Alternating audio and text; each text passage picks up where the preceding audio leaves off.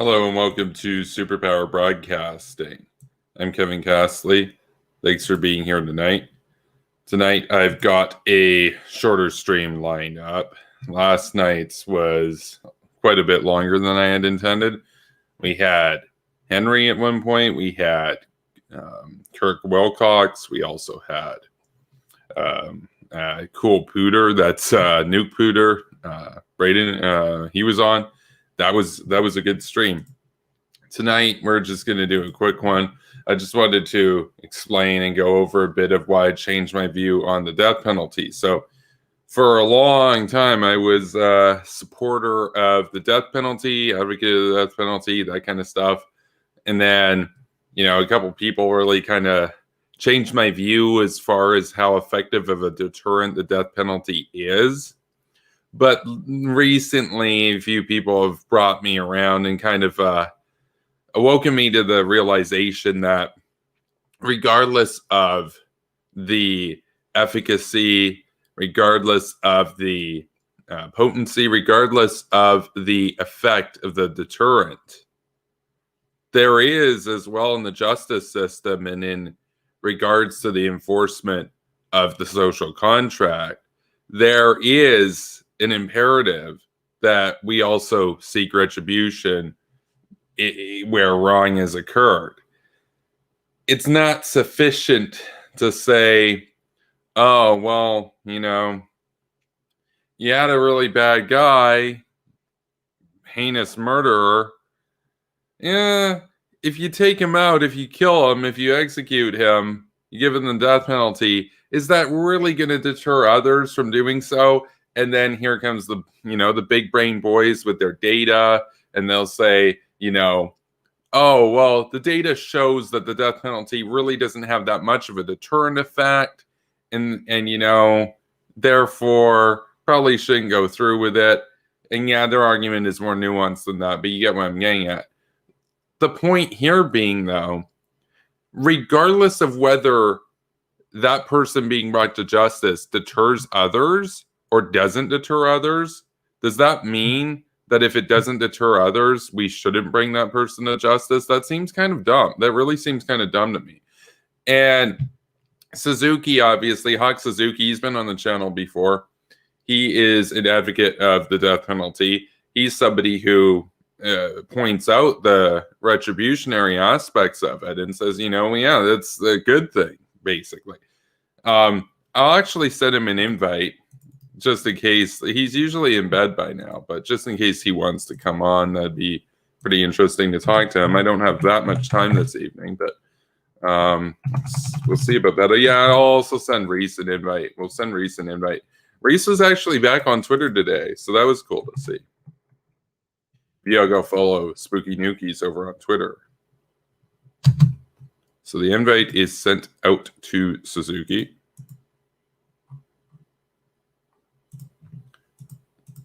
And the invite is sent out to Reese as well. We got 8 people here this evening, a couple of people on Twitch. Very cool. Okay. So basically, I put out a short thread over on Twitter earlier announcing that I had changed my view. A lot of people were kind of confused about my view on the death penalty. I know back during the era where we debated Liz, there were some people being like, oh, really? You're going to change your view on the death penalty just because of some dude said something or whatever, because I made a point that I had changed my view on it because somebody had pointed out to me more that it was an ineffective deterrent. Yet this other person was assuming that I had become pro-death penalty, when in reality, for the last few months, I've been no longer an advocate of the death penalty. I was an opponent, but not an advocate of it. Now I'm back to being an advocate again. And so I want to go over this thread that I put out on Twitter because it goes over a lot of the major criticisms that are offered towards the proponents of the death penalty. So I am going to bring that up now. So I wrote, tonight I am announcing publicly that I have changed my position on the death penalty from neutral to once again being in favor of it. I was initially swayed away from it by the argument of an ineffective deterrent. But I have come around to the reality that we have a moral imperative to ensure the utmost retribution to the most vile who violate our social contract.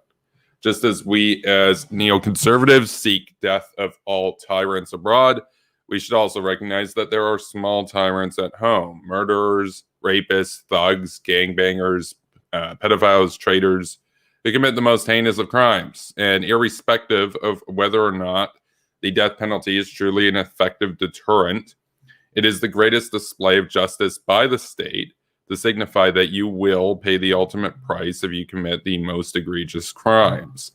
Yes, there will be those who are wrongfully executed. We should do everything in our power to improve the accuracy of our criminal justice process. But there are also collateral damage victims in war, and we are smart enough as neocons to understand that there will necessarily be those who are innocent who die in the process of liberation. Likewise, in the laying down of justice, there will unfortunately be those who are collateral. That does not stop us from enforcing the law. That should not need us to throw the baby out with the bathwater by refusing to enforce justice. Now, I hope that that clarifies my position there. I think it's something that a lot of people don't really talk about too much, but it's easy to recognize Saddam as somebody that deserved to die. It's easy to recognize Assad, Bashar the Butcher, as somebody who deserves to die. It's easy to say, oh yeah, I have somebody that, goes out and kills Kim. These are people who are tyrants. These are people who pose a threat to us, especially in the case of Kim. But just because you live here, why should that give you a pass? Why should that take you off the chopping block? So think about it.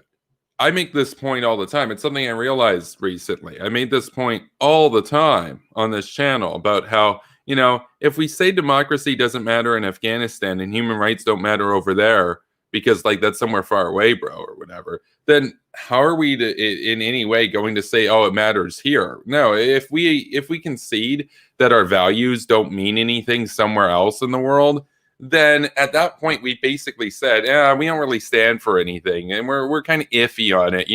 We like stuff here, we like our values, but we're not really going to defend them or propagate them or anything, bro. We're not really that confident. We're kind of insecure, and we're kind of like slave mentality about it and everything. No. If you believe your convictions, you will seek to forge the world in your image, the entire world. I'm a moral universalist. I want the same system worldwide. I want the whole world to be the West. I don't want the West to be the West, because there won't be an East. The whole world's just going to be one Western capitalist democracy or federation of free democracies. It doesn't really matter. But the point is, no more tyrants, no more despots, no more fascism, no more communism, etc. Right? Well, if we buy into that and say, yeah, democracy matters everywhere, human rights matter everywhere, these things are universal, we can't really then in reverse say horrible crimes that happen abroad deserve the death penalty and we should execute Saddam and support that.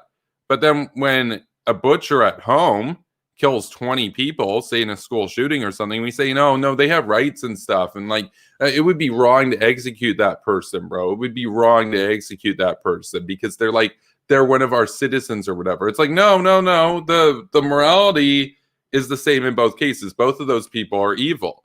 So, I mean, it is what it is.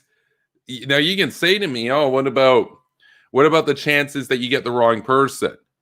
And I've been thinking on that, because some people would say you only do the death penalty where it's irrefutable. You got the video, the person admits that they did it, they brag about it, that kind of stuff, like an Anders Breivik type incident. But I'm not going that far.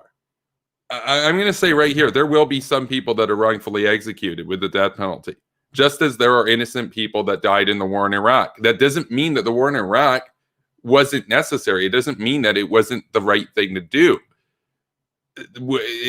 Any of us in the hot community, if you asked us, if you could make the war in Iraq happen, but no innocent people are killed, all of us would say, yes, absolutely, that's base.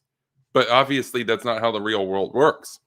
What we can do is try our best to improve forensic methods, improve the efficiency and the accuracy of the court system, all that kind of stuff. That's the best that we can do there. That doesn't mean that you take the death penalty off the table. Like, it's just, to me, what's an insane proposal is this idea that taxpayers are supposed to spend like $40,000 to $50,000 a year to keep the most heinous rapists and murderers alive for decades. Oh, but it'd be wrong to kill them. It's like, no, their crimes were wrong. I mean, there is a purpose to the justice system beyond rehabilitation and beyond deterrent. Yeah, rehabilitation is a part of it for certain criminals that aren't at the maximum level of punishment, right? Yeah, obviously. But, deterrent is a part of the justice system as well. But so is retribution. Whatever happens, okay, so we're keeping the rehabilitation side of the system. Okay, yeah, no, a lot of people can be rehabilitated, obviously. And we're keeping the deterrent side, and everybody agrees on that. Everybody agrees that those things are good, and those have always been a part of the justice system. But then people get squeamish about the retribution side of it. They're like, no, that sounds immoral or whatever. It's like, no, what was immoral was the crime that took place in the first place. The retribution is the equalizer there. So it doesn't even really equalize the thing, because if somebody kills your family, but then they get put down by the state, that doesn't bring your family back. But at least it's a symbol that the state is willing to force those to pay the highest price that are willing to violate the social contract in such a manner. So, murderers, traitors, rapists, etc., those kinds of people, yeah, you get the death penalty. That's just it. The state's going to put you down. And so I don't care. And before anybody gets at me with some data about deterrence or whatever, I'm telling you right now, this had nothing to do with the deterrence. It's irrelevant. This is about the retribution. The death penalty is it's essentially the utmost retribution that's appropriate in the worst cases, right? So that's the thing. That's the thing. That doesn't mean we get rid of the rehabilitation part of the system. Most people that are going to enter the justice system can be rehabilitated. But if we're talking about the death penalty, we're already talking about crimes that you don't get rehabilitated for. And if you do, if we're going to rehabilitate murderers, then we have a flawed justice system, a completely flawed justice system. If you shoot up a school, you're done. You're done. Well, that was 26 years ago, bro. He's changed. He's a different person now, man. He wrote some poems and stuff.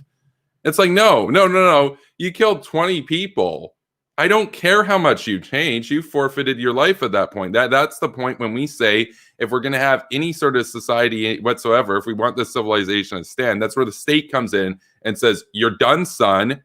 You're going to the firing squad, or you're going to the chair, basically. I know that there's the whole lethal injection stuff right now. I'm not a fan of lethal injection. I'm not a fan of that. That's definitely not a very big deterrent. That's where the state says, oh, we're just going to pretend that it's we're not doing anything, man, and just hide this away in a dark corner somewhere. No. I want people to know that the state has the power to take your life if you take other people's lives. So, in terms of the symbolism of it. So that's my view on it. And I don't care. And you can call me old school, but guess what? A lot of this new school stuff is pretty cringe. It's pretty cringe. This idea that we're gonna get along and we're gonna sing Kumbaya with these thugs and brutes. It's no. Some people do not deserve to live. Once you've done certain things, you forfeit your right to life. That's my view.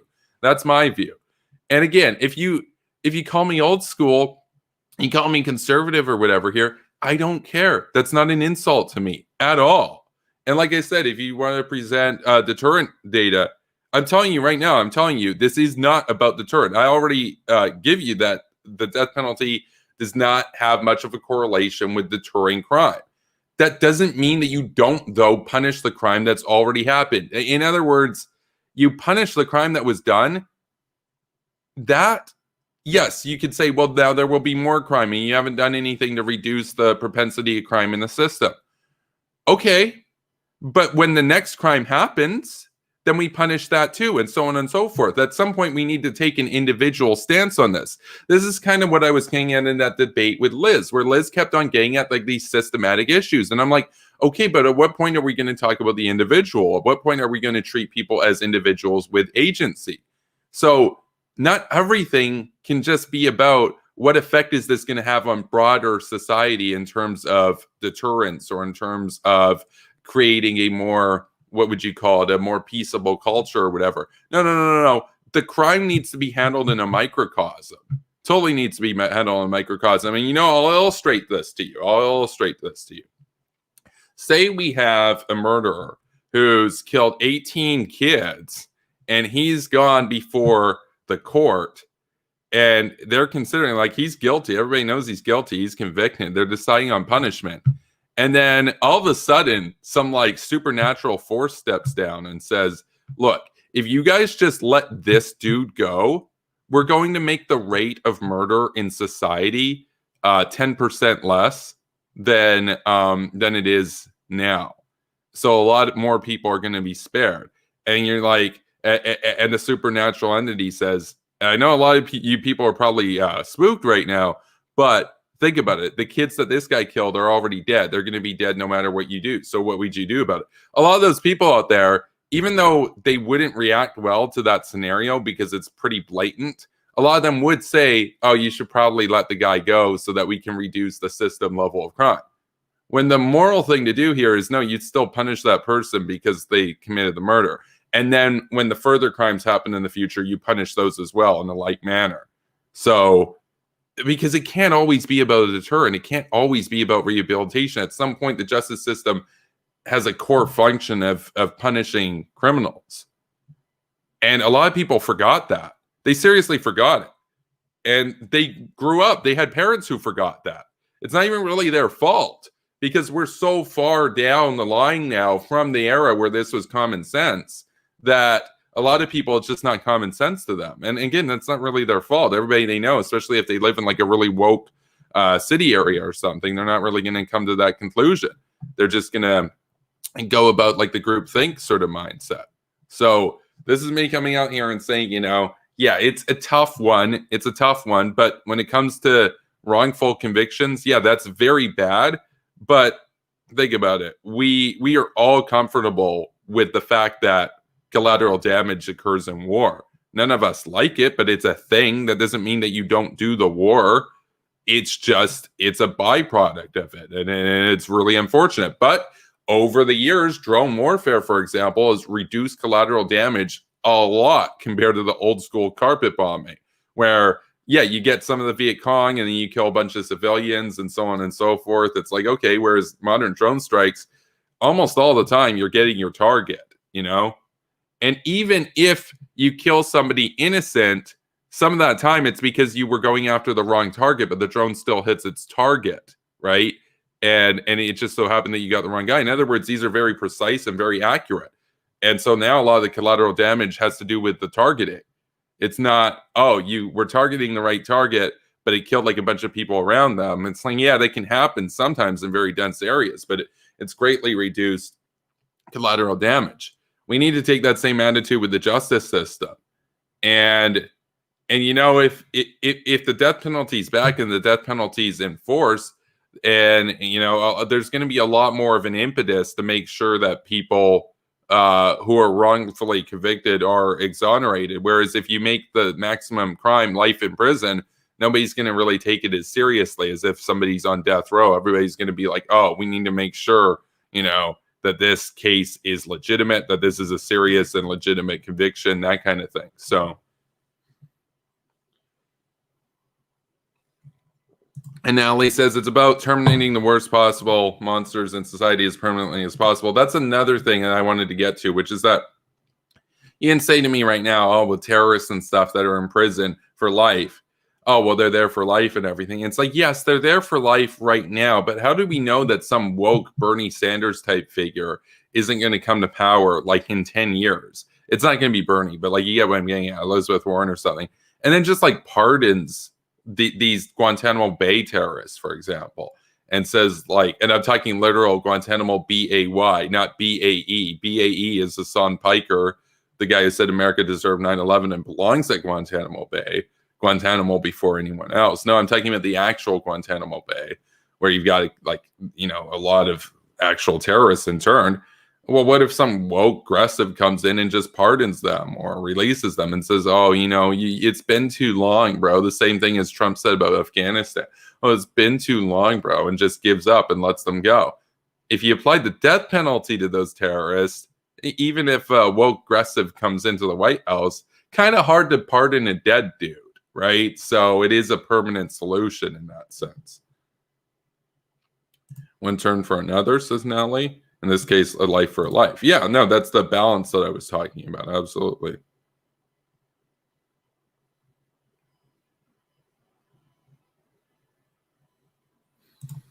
That's all Hawk says. The death penalty is good. It should only be given in cases where the person found guilty has enough evidence to put that person to death. Yeah, like there has to be a very high standard of evidence, obviously.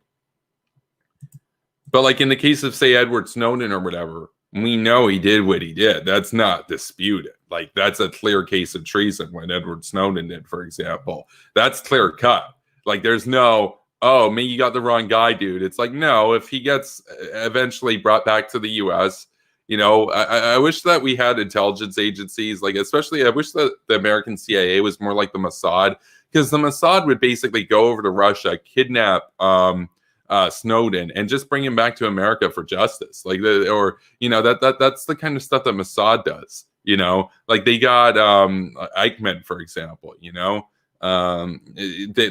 They are notorious. They are tenacious. They get their guy.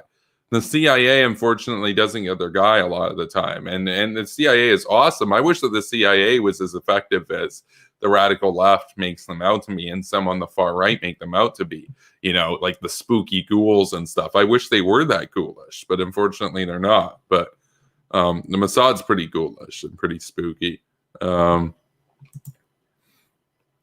Brennan Bernard deserved the death, even though he didn't pull the trigger. He was a part of the group that held the Bagleys up at gunpoint. Bagleys were kept in the trunk of that car for 9 hours. Yeah. It's kind of like saying, if you say, oh, well, he doesn't deserve the death penalty, that's kind of like Tulsi Gabbard saying, oh, it was wrong to go into Afghanistan because the Taliban didn't attack America on 9/11. It's like, no, they were only an accomplice that aided Al-Qaeda throughout the planning process and everything and gave them a safe base. But like, was it Taliban hijackers? No, it was Al-Qaeda. So therefore, the Taliban's innocent, bro. They just helped orchestrate it. It's like, no. The idea of an accomplice is a thing, right? Like that's see, even the idea that being an accomplice is a crime is news to like half of the brainlets over on Twitter. That's kind of amazing. Because like that used to be kind of seen as like a common sense sort of thing. Chris is here. He says, hey, rehabilitation can only go so far. And yeah. Well, we're talking about cases where rehabilitation is not on the table. Like it would either be life in prison or the death penalty. We're not talking about cases where it's like, oh, you're going to be in jail for 2 years and be rehabilitated, or you get the death penalty. No. We're already talking about like life or the death penalty. Those are the choices here. We're not talking about small crimes or anything. So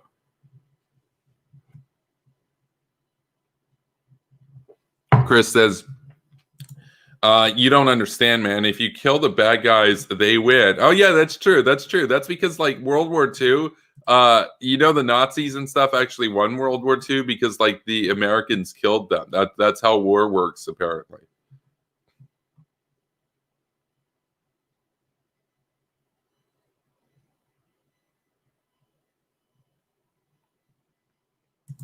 Taylor Hawkins says, I'm totally cool with getting rid of, say, the Boston Marathon bomber, etc. But doesn't the existence of the death penalty mean that crooked judges and prosecutors will railroad plenty of innocent people? That sounds a bit conspiratorial these days. Yeah, that kind of stuff used to happen for sure, like back during the civil rights era and stuff. But like I said, we need to move towards trying to make a more impartial and accurate justice system too. Saigon Brain says, why call Hassan Guantanamo Bay? Call him Brown Fabio. Because Guantanamo Bay is a better insult than Brown Fabio. Brown Fabio, it's like, okay, he's brown, and it's like the thing on Fabio. It's like, okay, that's cool. Like I like Devin Tracy, but Dragon came up with Guantanamo Bay. Guantanamo Bay is a banger. Yeah, like that's AIU's nickname for him. No. Dragon's nickname for Hassan Piker is better than Devin's. It's not even close. Like Devin calls Cenk Uygur Keek. That's hilarious. Like Keek. That's funny. He also calls him Gank. That's hilarious too. He had like that BBC skit where it's like the BBC's reporting that like Cenk Uygur has died. He's passed away at 46 and all this. And of course that got taken down because the BBC filed a copyright claim against. So that was pretty funny. Gank is funny too. He calls him the Brown Buffalo. That's good too. You know what's a better nickname than any of those though? Mr. 6%. That's my nickname for him. You know, Cenk Uygur. Cenk 6% Uygur. I think that's pretty good because he spent $1 million and got 6% in an election in progressive California. Pretty funny. Again, I like AIU. It's just, let's be real. Guantanamo Bay is a better nickname. Way better nickname.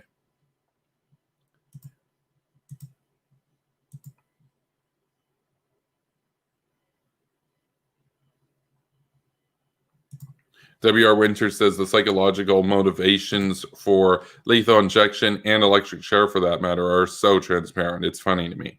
Guns are too messy for the soccer moms.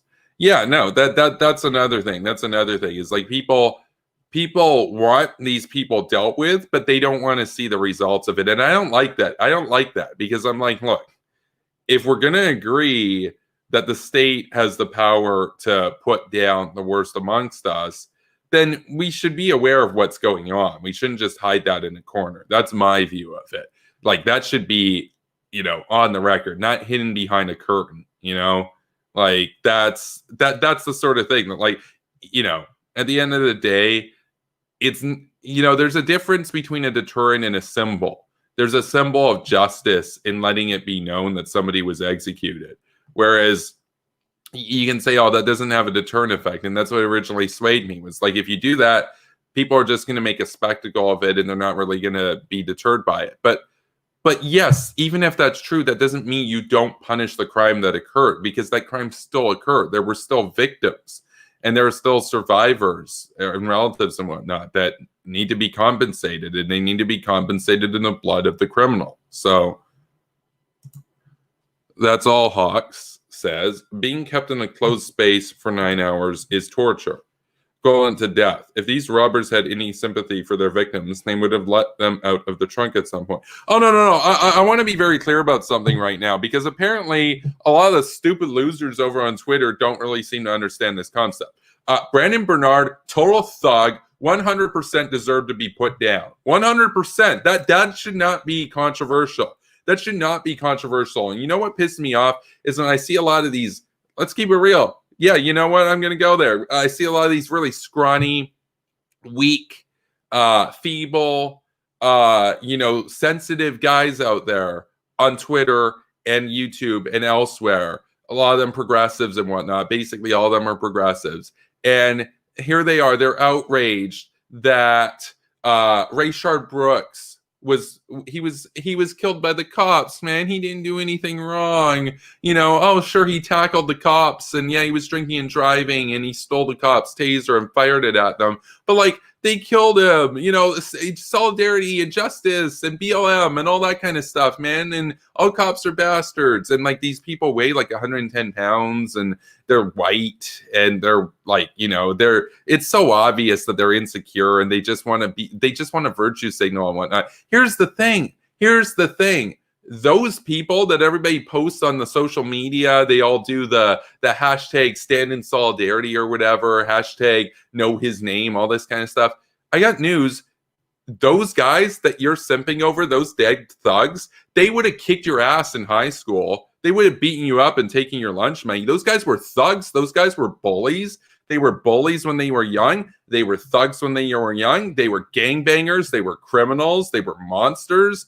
The case of that guy that Joe Biden even came out and said, you know, this was a travesty what happened and everything. I forget the guy's name, but it was in Kenosha, where he reaches into his van for a knife and the cops have to put him down. And now he survived that, but the cops obviously shot him. I forget the guy's name. Anyway, I'm looking at this. I'm like, this is the potentially at the time, now it is now going to be the president of the United States, a future president of the United States, siding with a brutal thug that the cops were called on because he was brandishing a knife, threatening women.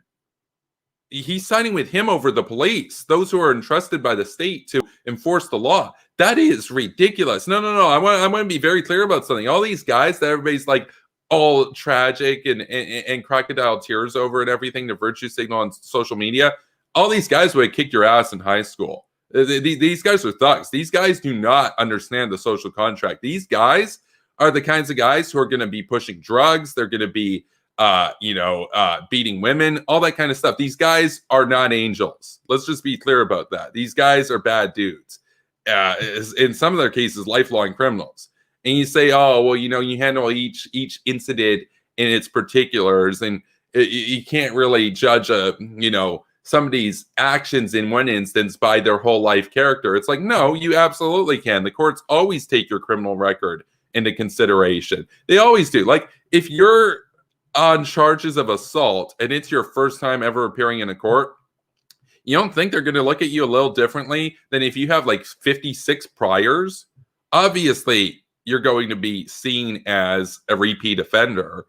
Your record is going to be taken into account. People are going to judge you based on your past actions. Duh.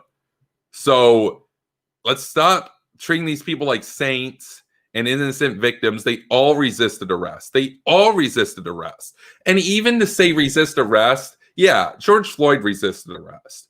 Did Rayshard Brooks resist arrest? Well, if you want to be diplomatic about it, no, what he actually did was he tackled the police officers, fought the cops, actually won the fight, 2 versus 1, won, overpowered them, stole the guy's taser, and fired it at them. By the way, a taser can be a lethal weapon. There was a case of a guy who died at the Vancouver airport, actually, about a decade ago or so. And there was this huge lawsuit and everything saying like, oh, they used lethal force against him. And it's like, it was a taser, but he happened to have like some medical condition that predisposed him, I guess, to having a more adverse reaction to the 50,000 volts or whatever. And he died as a consequence of that. How are the cops supposed to know? How are they supposed to have any idea that that's what's going on? It's like, no. A taser can be in certain cases lethal. Do you treat it like a gun? No, but do you treat it like, oh, you just threw like rocks at them or something, bro? It's like, no, he fired a taser. He literally fired a taser and hit one of the officers. We watched the video on the stream, and then Trevor Noah comes out there and says, but he was drunk. It's like, come on, Trevor Noah, you're some scrawny little dude. This guy would have kicked your ass in high school. Why are you simping for him? Like, this guy's a lifelong bully.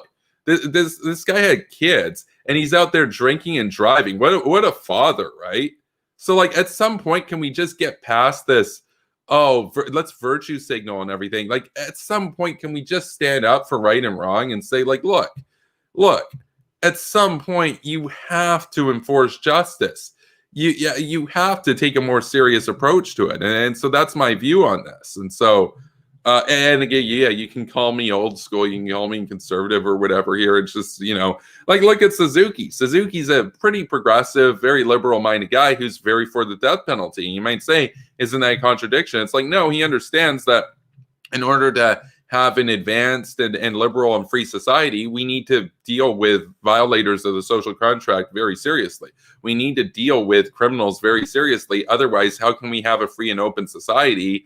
Because a free and open society cannot exist in anarchy, because then the strong will overpower everybody else and get their way. We need to have law and order. And so if you actually believed in freedom and liberalism and all that kind of stuff, you would want a strong law and order system so that we can keep our civilization from being burned to the ground and having the survival of the fittest and the state of nature take over. So, yeah, we'll take a look at the chat, and then we will wrap this up. Like I said, I wanted this one to be short. That's why I wasn't even really going to invite anybody. So,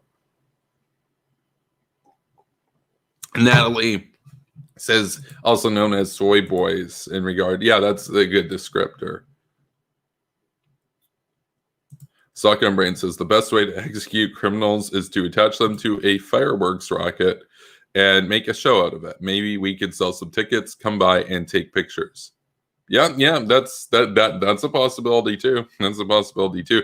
No, I mean that's just a meme. That's just a meme. I think it does need to be like a serious sort of matter. It needs to be something that's it needs to be something that's taken seriously. So.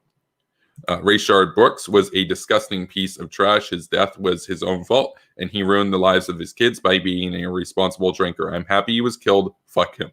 I concur 100%. Some people, Trevor Noah included. By the way, Trevor Noah is pure cringe. I can't watch those late night shows. By the way, I'm talking Stephen Colbert. I'm talking Trevor Noah. I'm talking all those guys. I can't do it. I can't watch them. I can't sit through them. Now, this is for two reasons. The first reason, as I described before a little while ago on this show, is that because I was doing daily streams and now I'm doing daily premieres and daily streams, this is basically the center of the internet for me, is this show. Like once you're an active, consistent content creator, you don't even have that much time to consume others' content per se. That's one of the reasons why I like Wyatt's paper, The National Telegraph, because a lot of the articles and stuff on there are pretty easy reads, pretty quick. You can kind of get up to date relatively quickly. I also actually, I criticize CNN a lot. I also appreciate how CNN will often keep a lot of their articles short and to the point. I can appreciate that too, right? I'm not interested in reading a 30-page essay when I'm working 10 hours or 9 hours and I got to go live later to talk about an issue. I've got my background knowledge, but I need to get the facts of the particular case at hand. I don't have time to read a 30-page essay in the New Yorker or some crap like that. I mean, you know what I'm saying? So, so this is by and large the center of the internet for me right now, for me personally. And a lot of you guys are regulars here in the chat too. So in a way it kind of is for you as well. And I appreciate that because like I've said before, thousands of other channels out there, probably not as based as this one. So I appreciate you for recognizing that. But I was also going to say, though, another reason why I can't watch it, why I can't do it, why I can't sit through Colbert or sit through Trevor Noah or any of these clowns is they're pure cringe. It's just hackery. It's virtue signal. And it's just the Orange Man is literally Hitler, bro. He's anti-democratic, bro. It's like he's a dictator. If he wins the election, he's going to be a dictator. It's like, okay, I'm a neocon out here. I'm not a fan of Donald Trump. But if we're going to be calling Trump a dictator if he wins an election, well, dictators don't have elections. Or if they do, they're rigged elections. Second, what a slap in the face to everybody who had to survive under dictatorships, from Saddam Hussein to Enver Hoxha to the Kim dynasty, Joseph Stalin and the Soviet butchers. All their butcher puppets and comrades in Cuba, Latin America, Eastern Europe, Asia. There are billions, literally billions of people that have had to live under actual dictatorships that are still alive right now. Some of them still have to. Over 1 billion people, almost 1.5 billion people have to live under Winnie the Pooh's dictatorship in Red China. And then you go and call, Trump, he'll be Hitler if he'll be a dictator if he wins the election. Yeah, way to draw a false equivalency, bro. Like, come on. That to compare Trump to Hussein is to make light of Hussein's crimes. When did Trump gas innocent people? Like, come on. You disagree with him on taxes. You disagree with him on his rhetoric. He's not Saddam Hussein. He's not Hitler. So let's get over that. And, I'm going to have to do a video at some point shortly on just how disappointed I am in the trajectory of the Lincoln Project, because I hyped them up initially. But, like, come on, man. If you guys are following this, they've gone down. They're basically Trevor Noah tier at this point. And it's really sad. I liked a lot of those people. I still like some of those people involved with it. But, like, come on. Like, let's just grow up. But that's why I can't do it. It's pure cringe. All the snuck in premises, all the narratives, And it's not even just their stupid narrative about virtue signaling. It's that they'll leave out facts that I'm aware of that they don't even include. So the audience, it's not that the audience sees the evidence and then gets a biased perspective on it by Trevor Noah. Trevor Noah won't even show the reality on the ground. They won't even do it. Won't even do it. Won't even do it. Won't even play the footage of Brooks firing the taser at the officers. Won't do it. They'll just say, "Oh, but he was drunk and they killed him, man. He was drunk." Yeah, he was drunk driving. Trevor Noah made it as an excuse. He literally said, Rayshard Brooks hadn't killed anyone yet behind the wheel. He was drunk driving, but he didn't kill anyone yet. Well, he didn't say yet, but I added the yet to make the point that like he could have killed someone. And if you take that attitude with everybody, they're going to kill people, statistically speaking. What, we're supposed to just tolerate driving under the influence of alcohol because he's drunk? You've been drunk before. You've been drunk before, bro. That's what Trevor Noah said. He's like, haven't you been drunk before?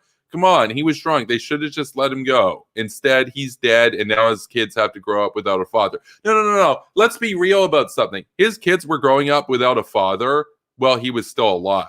So think about that. Think about that. Rayshard Brooks, disgusting piece of filth.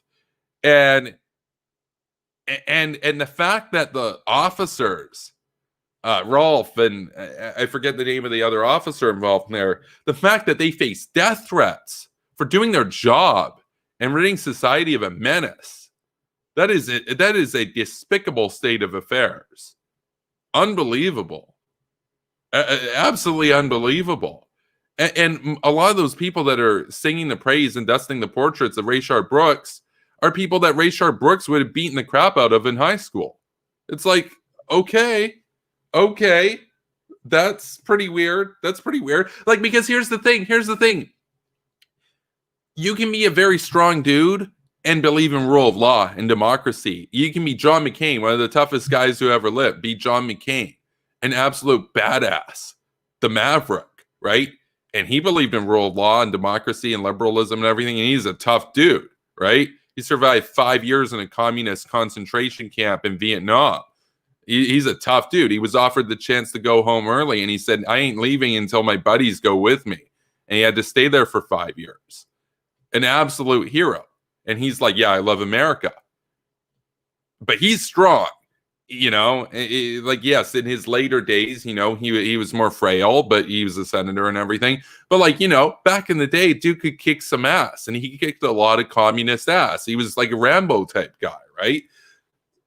And he's like, I love America and I love liberalism. And I love freedom and everything. And he was willing to die. He was literally willing to die to protect that system. But he would, of the people that could survive in anarchy in the Lord of the Flies, he could probably hold his own. Old school young John McCain. He could kick a lot of ass if we were in a chaos system.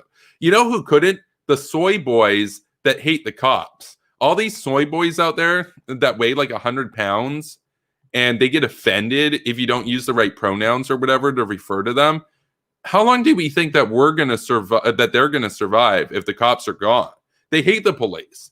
They love these brutal thugs and criminals. How long would they survive if they were let loose with those thugs and criminals that they do hashtag know his name for on Instagram? You think that's going to save you from these guys coming over and kicking your ass? They don't know that. Like, it's pathetic. It's pathetic.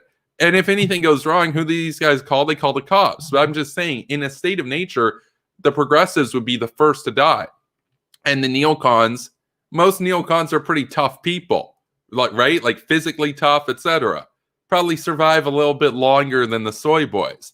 Yet we're the biggest champions of a system that means that we don't even have to do that. And that you guys, the soy boys, get to survive and go about your day and everything too. Because we believe in freedom and rule of law and human rights and all that kind of stuff. So it's cognitive dissonance to the max. I talk about this on the show. Like, one of my missions here is to reduce cognitive dissonance in the political discourse. Why are you, a scrawny 100-pound dude, defending a dude who would have kicked your ass? Like, you should be on the side of the police. Like, especially, like, if you're a soy boy, you should be the most pro cop out there. Seriously. So, just my take there. So,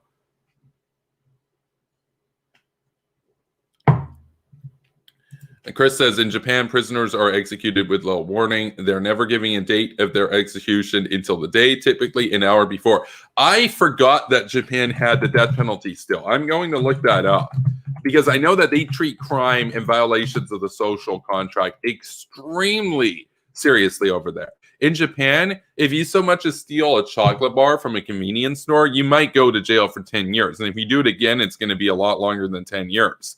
They're dead serious. I wish we had something like that over here. Our culture is rampant with crime. You can walk into a store, steal like $200 of stuff, walk out with it, and then if the management calls the police are going to be like, was it under 5,000 or over 5,000? It's like it was a violation of the principle of private property. Are we going to enforce the law or not? Like, I'm not even saying you have to be as strict as Japan, but what we got going on right now when it comes to shoplifting, we just turn a blind eye to it. It's like, no. Whereas in Japan, if you go and shoplift, that's basically saying you disrespect the country, you disrespect society, you're incapable of fitting in, you're incapable of abiding by any sort of social compliance. So you're dealt with because it's seen basically as indicative that you're not capable of integrating into society. Therefore, you're going to jail for a long time. That's how they treat it. And if we had a culture like that, I guarantee you theft would go down. They are proof positive in Japan that having strict punishments is an effective deterrent. I mean, it's so much of a deterrent that people don't even think of stealing as an answer. Like, there are a lot of people in Japan that would never even think to shoplift. Whereas if you're in like the West, people are like, where are my chances of getting caught? Where are my chances that they do anything, man? That kind of stuff. Maybe I can just lie and say you're like profiling me or something, bro. That kind of stuff. That happens all the time here. They treat crime really seriously there. But I forgot that they have the death penalty. But yeah, it's saying here that it's applied in practice only for murder, and executions are carried out by hanging. Oh, so they're hardcore. Oh, so these guys are hawks when it comes to criminal justice. Oh, wow. They ain't messing around in Japan, man. Oh, man. These guys are dead serious. These guys are dead serious. The death penalty is usually reserved for cases of multiple murders, though some single murderers have been executed in extraordinary cases like torture, murder, or kidnap for ransom. Wow. Yeah, no, these guys mean business. These guys mean business, absolutely. Oh, wow. Sockon Brain says, I take that back. Not happy he was killed, referring to Rayshard Brooks, but glad he's burning in hell at least. Sockon Brain, do you mean that rhetorically, or are you actually like religious? Because I know a lot of people who watch me are like, atheists or anti-theists. Just curious. Natalie says, I like men who are willing to stand up to thugs, not simp for them. So I'm guessing you're probably not a fan of Justin Trudeau then, right, Natalie? Trudeau. Hashtag traitor Trudeau. Let's keep that trending. W.R. Winter, r/neocon New World Order iceberg meme. We should really do something about Trevor Noah. That's like the 16th tier below Justin Trudeau. That's pretty good. That's pretty good. Trevor Hawkins says, or Taylor Hawkins says, Trevor Noah was such a downgrade compared to Jon Stewart. Yeah, except let's not vindicate Jon Stewart. Let's not get simpy over Jon Stewart. Jon Stewart posed the war in Iraq. Jon Stewart wanted to let the thug of thugs, Saddam Hussein, go free to butcher and pillage and rape his country for decades more. Trevor Noah is horrible. He's also against the Iraq war. But let's not say, oh, he's bad and he's cringe, therefore Jon Stewart's good and he's awesome. No. Jon Stewart was disgusting. Jon Stewart wanted to let Saddam Hussein continue his slaughter. I can't. How am I supposed to like this guy? It's the same thing with Bill Maher. Bill Maher, I mean, the Bill Maher versus Bill Kristol is everything you need to see. Bill Maher is a total brainlet, a total idiot. So, totally overrated. Chris says, on another matter, 404 subs, 404. Good and steady growth. Big ups. Well, thanks. I appreciate it. I appreciate the new subscribers. But you know, the growth that matters the most to propagating this channel and the Hawk Pill empowering the daily streams and premieres is the Patreon growth. And we're at 105 now. We're up about 45% in the last month and a half, which is awesome. I really appreciate that. But let's not stop that. Let's keep going so we can get more premieres per day and so on and so forth. So we can really start going after the brainlet brigades of YouTube and Twitter and everything else. You know, Vosh, Kyle, Jimmy, Young Turks, all these guys, Nick Fuentes, all these guys, right? They don't know what they're in for. They don't know what's coming. So the Hot Gang is rising up, and we're rising up very fast, very bigly, as Trump would say. W.R. Winter. Rayshard Brooks was a heroic martyr. John McCain was a monstrous ghoul. Era of cringe. Yes. Yeah. Like when you have your cultural memes that are pervasive in the late night comedy and the mainstream media, that Rayshard Brooks was an angel and John McCain was spooky and he was a neocon ghoul. Yeah, that's what I talk about. Like if you go to my Patreon, for example, my introductory video, and when I open with, I say, we live in the era of cringe. And here at Superpower Broadcasting, what do? We cut through the cringe. We lower the cognitive dissonance. We call out the brainlet brigades. We go after the aggressive gremlins. We go over, we go after the Nazbuls, all these guys, left or right, doesn't matter. If you're opposed to the liberal order, you're opposed to the West, you're opposed to our style, the greatest civilization that's ever existed. Yeah, you're going to simp for dictators and tin pot despots and stuff. This channel is coming for you, and it's more effective the more subscribers we have, more effective the more patrons we have, more effective the higher their Patreon contributions are. I mean, because think about it, it's a twofold thing. Just bear in mind, it's a twofold thing. Because on the one hand, we hit $100. Now we can do the daily premieres as well as the streams. So that's a positive sort of thing for the channel because it powers the daily streams and the daily premieres. But it also has a second effect to that, which is that when the haters and traitors and the brainlet brigades and all these people go to check out Superpower Broadcasting because, that's that spooky neocon ghoul that I hate and I'm triggered and I can't stop thinking about him and he lives rent-free in my head and like Kevin Castley raises my blood pressure, like Brainlet Shuon head, right? And they go and see a channel that's only got about 400 subscribers, and they're like, wait, they're over $100 a month on Patreon? It's like, yeah, because they know we're coming. They know that, like, we have a dedicated community here, and, we ain't going nowhere. I mean, show me another channel as small as this with anywhere near this kind of support. It's clear people are awakening to the Hawk Pill, and we're sick of sticking our heads in the sands, and we're sick of simping for a country like Russia or China that's got nukes aimed at us, and we're sick of talking about how Kim feels afraid, so he needs nukes. No, we're pilled. We understand that these people are the enemy, and they need to be neutralized. So people are waking up. People are sick of it. People are sick of living in a Cold War and having our leaders pretending like it's all good and let's do free trade with the enemy, bro.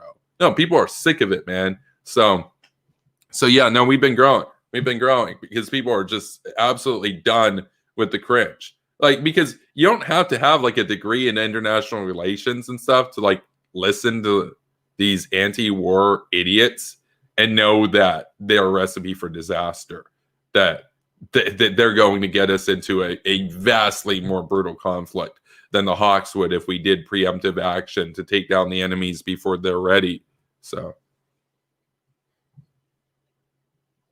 Jon Stewart was also an Islam apologist. That is correct. That's absolutely correct as well. I forgot about that. Not just a Ba'athist apologist, but also Islamofascism. That's true. True. Colbert also a piece of shit. Yeah. No, Colbert, you can say about Colbert, like, oh, Colbert can be funny. I used to like Colbert when I was younger. I thought he was funny. But he's also anti-American. So, Unrelated. Chelsea Manning is streaming Cyberpunk 2077 right now. Yeah, the only thing that Chelsea Manning should be streaming is lights out in the jail cell, the prison cell that she's supposed to be in. Chelsea Manning, traitor. So That's all Hawks. Michael Moore and Bill Maher are dumb, inbred Irish POS. Ever since JFK was prez, Irish Dems have inbred white savior complex. JFK was genuine. This inbred leprechaun scum art. Okay, that's kind of a meme response, but it's also kind of funny. Superpower Broadcasting debate Chelsea Manning. Chelsea Manning is a traitor. Like, how would that debate even go? Like, you're a traitor. You literally leak state secrets to put Americans in harm's way. And Chelsea Manning would be like, yes, but it's like, how would that debate even go? That's like debating Benedict Arnold or something, or debating Edward Snowden. It's like, or debating Ray Murasame. I was talking about this earlier tonight. It's like, how would a debate with Ray even go? Because I'd say to her, I'm like, you defend Tojo and think Pearl Harbor was good. And she'd be like, yes. You're anti-American. And she'd be like, yes, your point. I'd be like, you hate whites. And she'd be like, yes, your point. Like, how would we even have a debate? She just owns all the labels because she is anti-American. She is anti-white. She is a fascist. She does defend Tojo. She does defend Pearl Harbor. So how do you even do that debate? Natalie says, my cousin is thinking about paying a few bucks your way on behalf of both of us. Well, I appreciate it. Appreciate it. That'd be awesome. But I know we're in an economic downturn right now with the pandemic and everything. That's another reason why the Patreon growth is so remarkable, because the subscriber growth, it's slow but steady, and that's expected with a small channel. I have a lot of people tell me, like, dude, you only have X number of subscribers. You've been at this for Y amount of time. Therefore, you're going nowhere, so you should just quit. It's like, yeah, try making a YouTube channel. How many subscribers do you have, bro? 2? And oftentimes it's 2 or fewer because they don't even make content. It's, at least it's excusable then. They're consumer content. What's sad is when it's somebody with 17 subscribers and they have like 30 videos on their channel. So they make content, but they also don't really have any subscribers, and they're lecturing me on how to do a YouTube channel. It's like, no. If PewDiePie were to come in here and make that comment, I'm not going to quit or anything, but he'd be like, oh, well, this is a guy who's got over 100 million subscribers, and he's telling me I'm not cut out for this. Okay, I agree to disagree here, but maybe I should rethink some of what I'm doing, or maybe I should reevaluate my commitment to this, all that kind of stuff. Obviously, I'm going to keep doing this. Like, again, because I'm not trying to be like the next PewDiePie. I'm just trying to, hawkbill people and end the era of cringe and all that kind of stuff. PewDiePie's out for like memes and video games and all that kind of stuff. And that's fun. That's cool. And we can do that on like the gaming channel once I finally figure out how to do that and everything. Saka Brain said he'd help me out with that, figure out how to stream games. But because we got the computer and everything, we have the infrastructure for it now over here in the studio. But the thing is, that's PewDiePie with 100 million telling me that, and I'd be like, oh, this is awesome. This is a way to get more attention and more subs now, because PewDiePie just commented to tell me that my stuff sucks. So even that, I'm still going to keep making videos, and that's PewDiePie. So when you with 17 subscribers try to lecture me on how I should go home, it's like, no, I am home. I'm making YouTube videos right now. It's like, I'm not going anywhere, bud. I'm not going anywhere, bud. We're just getting started. Like I said, 50 years minimum that we're doing this. I've been at this for a year and a half. So we're, 3% the way through this?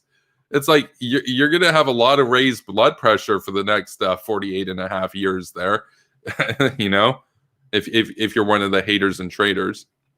But, with the subscribers and everything, you'd expect some subscriber growth as you make more content over time. What's more remarkable is the Patreon growth, because we're in the worst economic crisis since the Great Depression, and yet you guys still want to support the channel big time. So I really appreciate that. Because it would be awesome if this was 5 years ago and that happened, except this is during COVID, and we're seeing like 45% growth on Patreon in a month. That's really remarkable, and I really appreciate that. And I'm dead serious when I say we're pumping out the daily premieres too.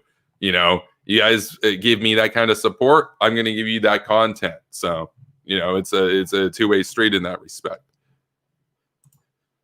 Winter says Stewart is treated like a voice of reason when in fact he was a precursor to the deluge of infotainment sludge in American media. Him and Colbert. Yeah, that's kind of true. Character Colbert played is more likable than the real Colbert. Oh yeah, I thought he was funny and I loved him when I was younger because when I was younger I didn't really know that he was satire. Like when I was like super young, I didn't really know that he was like satire because I loved George W. Bush. Like George W. Bush was my idol basically, and I talk about all the time how he's going to be regarded in the annals of history after the era of cringe is over. For the rest of the time, as a brave, courageous lion who liberated 50 million people and left with a very low approval rating and rode off into the sunset victorious. That's George W. Bush. He's going to be remembered for a long time. Obama, not so much. Trump will be remembered longer than Obama. Obama was dismal, but W.R. Winter says, have traders and commies cornered the market on playing or streaming Cyberpunk 2020? Like, what the hell? Well, I'll tell you what. I tweeted earlier tonight, I'm considering buying it. If you guys want to send me like some tips and stuff my way to offset the cost of that, like I will get it in gear and figure out how to stream and play Cyberpunk. So we at least can have one Neocon Cyberpunk streamer. Because I was looking into it. I'm not like one of those fanboys who's been waiting on this for 8 years or anything. I didn't even know what Cyberpunk was until like a year ago. But it does look really freaking cool. Like, I like the skyscrapers. I like the Cyberpunk aesthetic. I like the rain with the neon lights and stuff and everything. I like that. I like the synth wave. No, a lot of that stuff is really epic and swaggy. And I think at some point, I'll definitely wind up buying the game. I was thinking, maybe I'll just wait like 6 months or a year until it gets patched up and then, avoid spoilers and then play it once a lot of the bugs I've been reading about are worked out. But it is super hype. Like, it is really hype. And I don't like the fact that everybody who's streaming it is either a communist or a literal traitor to the West. So, Snowden and Manning used the Patriot labels and excused their actions by saying they love America. You can at least expose her for what she really is. Yeah, that's no. I would debate Chelsea Manning. I would. I just make it be known that, like, in reality, this debate shouldn't even be able to take place because you should be behind bars. That's what I would say. So. Now Lee says, I understand the USA pushed Japan into a corner, but to be fair, Japan was openly involved in aggressive expansionism. Either way, Japan was in the wrong. How Ray feels to understand this is baffling. Pushed into a corner, it's like, yeah, no. They were an ascendant empire that sneak attacked America to try to buy time so that they could conquer the Pacific and East Asia. No. They deserved everything that came their way and more. Like I said, it was a shame that America only was able to produce 2 atomic bombs before the end of World War II. Imagine how sooner the war could have ended if America had enough bombs ready to go to just nuke Hitler in 1943 and nuke Japan in 1943. How many millions of lives could have been saved, But they sat on it. They had people like what's his name? Szilard, I forget his name. And then there was obviously Edward Teller. They had Einstein. They had a lot of people that were, they kind of understood. They put 2 and 2 together that you could get a reaction to go. And it wasn't until America was attacked that FDR finally was like, okay, we should start building an atomic bomb. Like, imagine if they got on that 2 years ago. Or 2 years prior, the war could have ended 2 years sooner. Imagine how many lives would have been saved. Now, Lee says I was referring to the oil embargo. Yeah, but there's sanctions against Iran. That's like saying that Iran was put into a corner or something. It's like, no, Imperial Japan was the enemy. They deserved the embargo. Sockon Brain says that would be so epic. Neocon versus traitor. Yeah, that would be a pretty epic debate. That's true. It's totally true. That's totally true. Because I'd be like, you belong in jail. And she'd be like, you're a ghoul. I'd be like, yes. Like, it's just John Bolton saying yes.